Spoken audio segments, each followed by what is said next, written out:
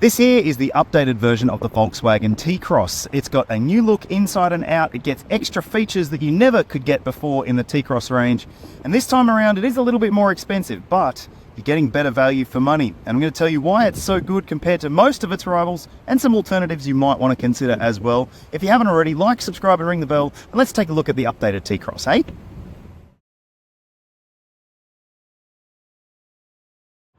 Volkswagen has changed up the range when it comes to the new version of the T-Cross. It's now available in 3 trim grades. Previously, it was 2 with a bunch of options available across both of those grades, but now it's a much simpler lineup, no option boxes to tick, which is a big advantage in my mind.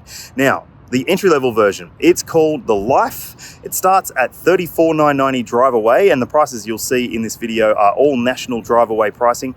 And I think that that is a pretty decent price. It might seem a little steep, but they've added heaps of spec to that car, the entry-level grade. Things like LED lights on the outside. You also get LED daytime running lights. There's 16-inch alloy wheels. And on the inside, you're getting a digital instrument cluster. There's also an 8-inch touchscreen media system with Apple CarPlay and Android Auto. Shame about that car though, you still have to turn the key in the ignition, which might not be ideal for everyone, especially if you're a parent and you've had a car with a keyless entry and push button start. It's hard to go back. I understand that. If you need keyless entry and push button start and you want a few extra features, then this one might be the go. It's the Style and it costs $5,000 more, but you're getting bigger wheels, you're getting better headlights. They're in fact LED matrix headlights, so they're really, really good at nighttime, and you get a different look to the car as well. On the inside, you're getting a much more upmarket looking and feeling interior finish, but also you're getting a bigger digital instrument cluster for the driver, and you're getting other features like wireless Apple CarPlay and Android Auto, as well as sat-nav. So if you're one of those people who still likes to use the old navigation system, the Style grade might be worth your money. And at the top of the range is the R-Line version, which previously was a package available, but now is a standalone model, and it adds a few extra features other than just a sportier look on the outside, bigger wheels, and sportier interior trim as well. It also gets a Beats sound system and a few other things that you might really like. And look, I think that personally, this mid-spec model is the sweet spot in the range if you can justify the cost. But what about some alternatives that you might want to consider? Okay, when it comes to alternatives to the Volkswagen T-Cross, there's a rival from within the same sort of household as this car that you might want to consider. It's the Skoda Kamiq, and it comes with 2 different versions available. The entry-level Select, which has the same powertrain as this car, but also a higher spec Sportline model, which might make more sense to you if you are considering the most expensive version of the T-Cross. That Sportline grade has a bigger engine with much more power and torque, and it is a really lovable vehicle. But hey, I think that both of those could be a really good alternative to this, depending on what your budget is and what you're looking for. Another car you might want to consider if you're looking for maybe something just a little bit bigger on the outside and on the inside is the Hyundai Kona. Now, it does have an extensive model range, starts from around $32,000 before on-road costs, and you can get it with a hybrid powertrain. And that might be the best thing about it, that you can get an affordable hybrid version of the Kona and still get plenty of spec. And in fact, you can get quite a decent spec of Kona hybrid for about the same money as a top spec version of the T-Cross. So it would be one that I would recommend you go and check out if you're thinking that maybe this might be just a smidge too small for your liking.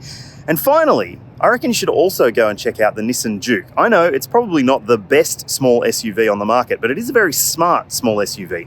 It's compact on the outside, it offers plenty of space and practicality on the inside, a big boot, and also, while the drive experience might not be perfect, it does have a bit of fun factor to it as well. Tell me what you think. Would you choose any of those? You'll find links in the description below for the reviews that I've done on each of them. I'd love to hear from you. The T-Cross is still one of the smallest SUVs that you can buy, just over 4.1 meters in length. It's the same size as it was before, essentially, but does have a bit more of a substantial look to it thanks to this redesigned front end. This one here is the Style grade. It's the one I've been spending most of my time in. You can tell it by the fact that it's got a slightly different bumper and also different wheels. These are 17-inch alloy wheels. The base model gets 16s, and now there's also a redesigned rear too. So full LED lighting at the back of all grades, which does make a bit of a difference to the design. Different rear bumper as well. Nice minimalist badging. Let me show you in the boot, and this is a clever boot. So you can see for yourself, that is going to be a usable enough space for a couple. But if you've got a family, you might want to do this, which is lower down the boot floor, and you'll be able to fit heaps more stuff in there. And yes, you did see there is a space saver spare wheel underneath the boot floor as well. And I'm just going to show you one other thing with the boot, because if you are someone who needs a little car but likes to go to IKEA, you need to see this. So I've put that floor back into its highest position. You can see that you've got a load through space that is very, very amenable to longer items. And yes, those seats also slide, and I'm going to show you that in a sec. But in the back, you still also get shopping bag hooks on the side, and you've got a couple of cargo point tie downs as well. So it's a very practical space. And another thing I love about it, just a little clever feature, if you do need to access underneath there, yes, the false floor will stay where it's supposed to stay.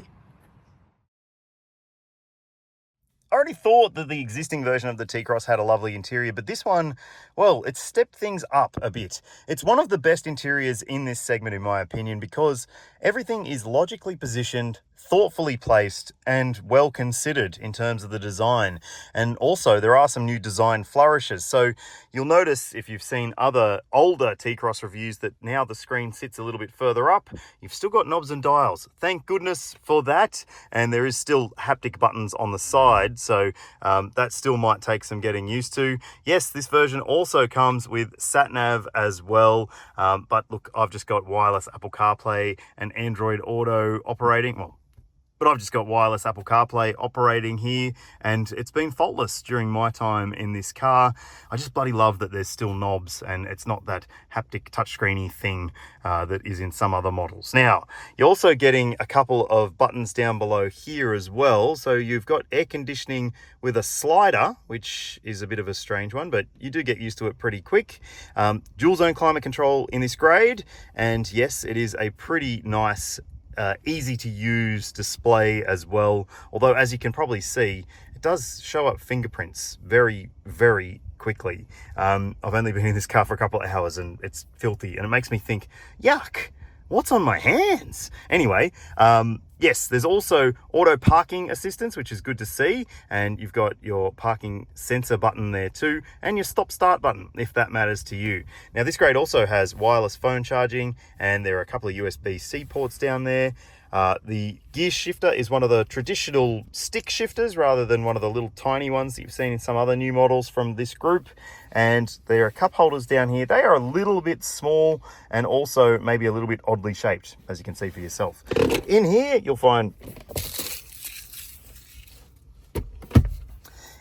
under this covered center console bin, it's quite small, but it's big enough for something. And you'll also find there are massive door pockets as well, but they're not lined like some other cars in the Volkswagen group, and that's a bit of a shame, I reckon.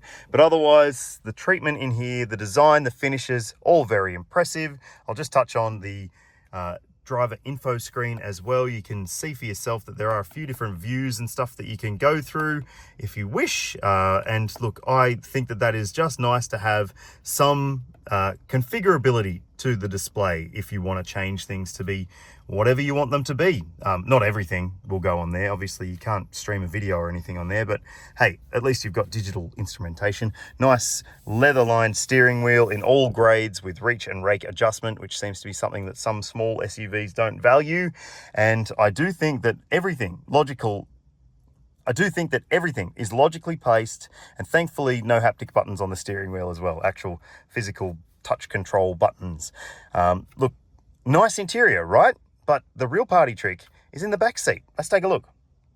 Okay, this is a tiny, tiny, tiny SUV. This seat is set for my driving position. I'm 182 centimeters or 6 foot, and I have heaps of room here. This is one of the most practical compact SUVs on the market, if not the most practical, and it has another little trick up its sleeve. I'll show you that in a sec, but let me just show you how much headroom I've also got. Lots, and someone 6'3", 6'4" will be able to fit in the back here pretty comfortably as well. You can fit 3 adults across the back as well if you really need to. However, just keep in mind that there is a transmission tunnel intrusion that will get in the way if you've got big footers in there.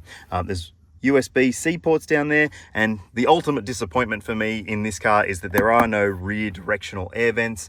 I think that's a bit of a miss, especially if you have kids. You will know that having a bit of ventilation in the back is an important thing. But hey, maybe you could just get a USB-C powered fan and hook it up here or something like that.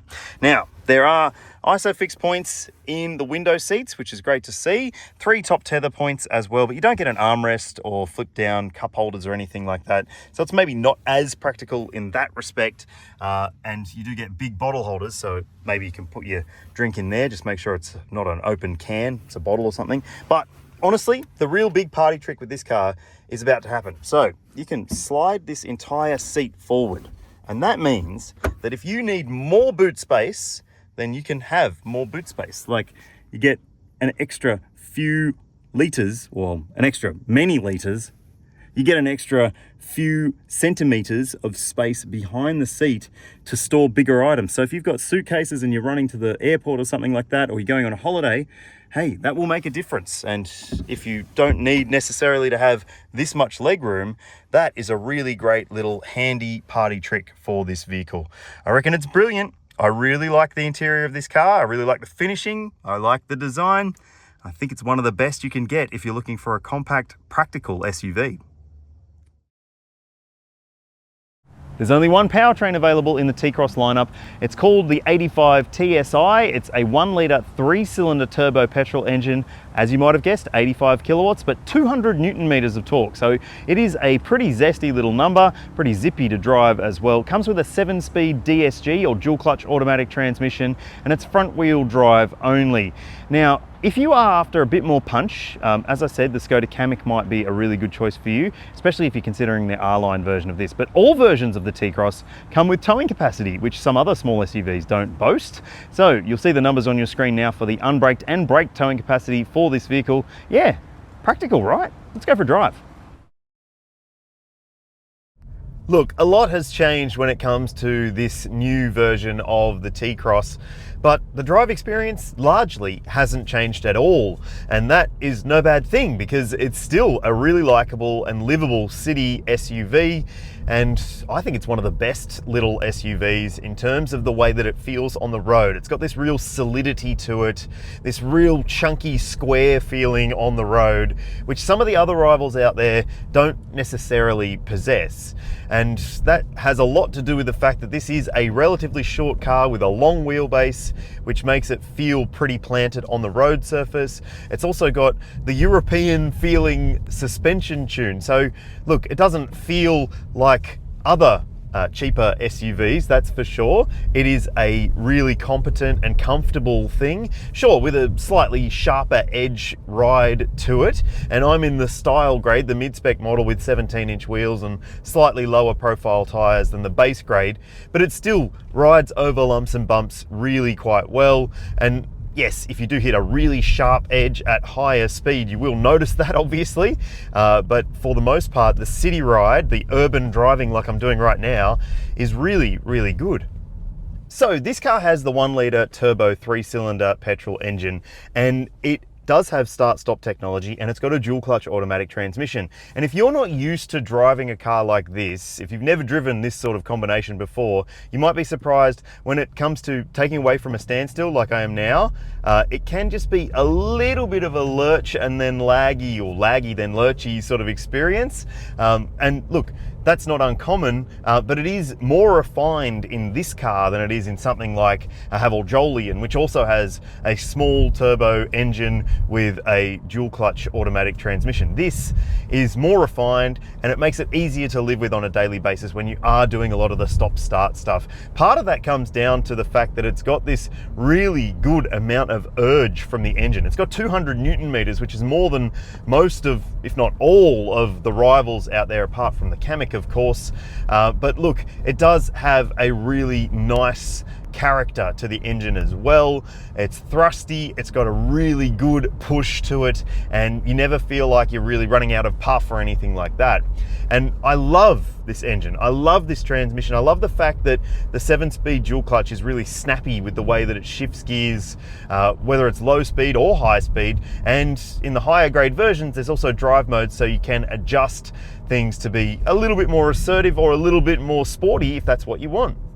There's also paddle shifters with this car. So if you do want to flick the stick over, and then you can use the paddles to downshift and upshift as you wish, and it's very obedient for the most part. And look, I don't think that it's necessarily a performance sort of SUV that you need to do that, but hey, it's nice to have the option if you want it. Otherwise, you can also just use the stick down here to shift up and down by toggling up and down as you wish.